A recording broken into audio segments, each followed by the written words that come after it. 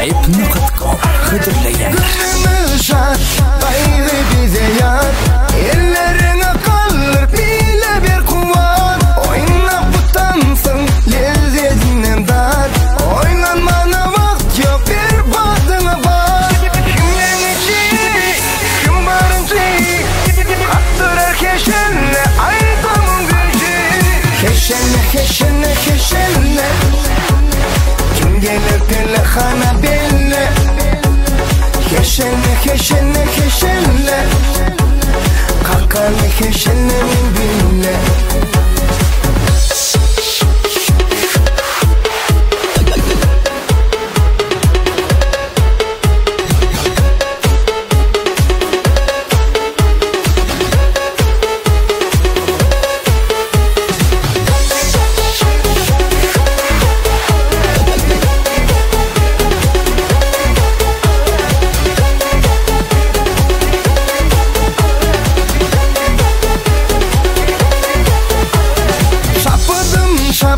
ellerini şap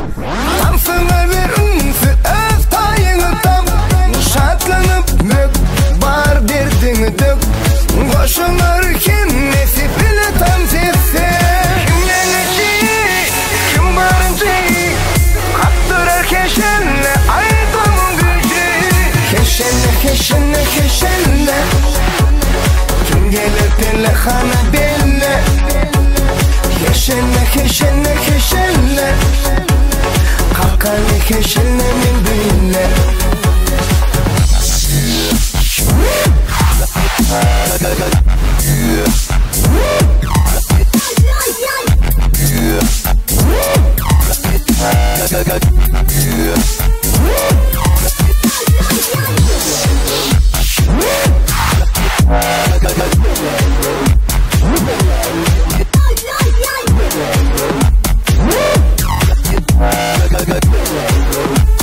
Acayip.com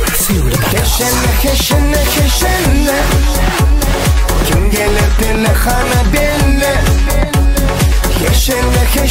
keşenle kalkan keşenle